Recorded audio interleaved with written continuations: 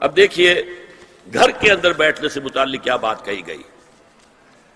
بزار اور ترمذی میں حضرت عبداللہ ابن مسعود سے نبی ایک سرکہ یہ ارشاد نقل ہوا ہے، ان المرأۃ عورۃ، عورت چھپا کر رکھنے کی چیز ہے. ہمارے ایک نوجوان ساتھی نے ایک دفعہ مضمون لکھا تھا بڑا پیارا. انہوں نے کہا کہ قرآن مجید میں جو اشارات ہیں، حور مقصورات فی الخیام، وہ حوریں جو ہوں گی وہ خیموں کے اندر ہوں گی، وہیں رہیں گی. قصر کہتے ہیں روک دینے کو، باہر نہیں نکلتی. وہ مقصورات فی الخیام، حوروں کا کانہن لؤلؤ مکنون، ایسے ہوں گے کہ جیسے کہ موتی جسے چھپا کر رکھا جائے. عورت چھپا کر رکھنے کی شے ہے. المرأۃ کلھا عورۃ، عورت کہتے ہیں اس کو ہے جسے چھپا کر رکھا جائے. ان المرأۃ عورۃ فاذا خرجت، جب وہ گھر سے نکلتی ہے، استشرفھا شیطان، اب شیطان جو ہے اس کو طاق میں رکھتا ہے. واقرب ما تکون بروحۃ ربھا وہی فی قعر بیتھا، وہ اپنے رب کی رحمت سے قریب ترین ہوتی ہے جبکہ اپنے گھر کے بھی کسی اندرونی حصے میں. صحن میں ہوگی تو شاید ادھر ادھر کے کوٹھوں سے نظر پڑ جائے.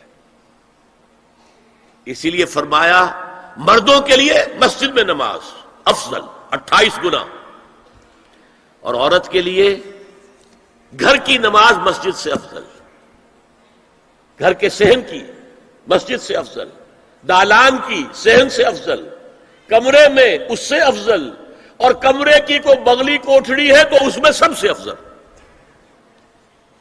یہ احادیث نبی اکرم صلی اللہ علیہ وسلم مزاج ہے نا، اس سے بن رہا ہے، ایک معاشرت وجود میں آ رہی ہے. یہ ساری چیزیں کیوں آ رہی ہیں؟ اور سنیے، عبداللہ ابن احمد ابن حنبل نے زوائد الزہد میں اور ابن ابی شیبہ نے، ابن سعد نے اپنی کتابوں میں مسروق کی روایت نقل کی ہے کہ حضرت عائشہ جب تلاوت قرآن کرتے ہوئے اس آیت پر پہنچتی تھی وَقَرْنَ فِي بُيُوتِكُنَّ، تو بے اختیار رو پڑتی تھی. قرآن کہتا ہے اپنے گھروں میں رہو. حضرت عائشہ نے شہادت عثمان کے بعد باہر نکل کر لشکر کی قیادت کی. پھر ساری عمر افسوس رہا کہ میں نے غلط کام کیا. دیکھیے کیا معاملہ تھا. حضرت علی رضی اللہ تعالیٰ سے جنگ کی تھی، 10,000 آدمی ایک رات میں مرے، لیکن حضرت علی کا کردار کیا تھا؟ یہ نہیں کہ اب عائشہ شکست ہو گئی ہے تو لوڈی بنا لوں. انا للہ و انا الیہ راجعون.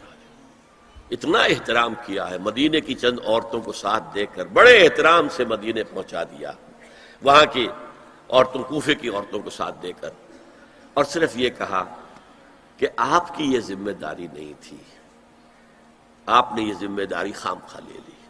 صرف یہ، اور کچھ نہیں، کوئی ملامت نہیں. حافظ ابو بکر بزار حضرت انس سے روایت کرتے ہیں کہ عورتوں نے حضور سے عرض کیا کہ ساری فضیلت تو مرد لوٹ کے لے گئے، وہ جہاد کرتے ہیں اور خدا کی راہ میں بڑے بڑے کام کرتے ہیں، ہم کیا عمل کریں کہ ہمیں بھی مجاہدین کے برابر اجر مل سکے؟ جواب میں آپ نے فرمایا من قعدت منکن فی بیتہا فإنہا تدرک عمل المجاہدین، تم میں سے جو شخص اپنے گھر میں بیٹھی رہے گی وہ مجاہدین کا اجر حاصل کر لے گی. یہ ایک ہوا کا رخ ہے، بتایا جا رہا ہے، یہ نظام ہے جس کو اس شکل میں دیا جا رہا ہے.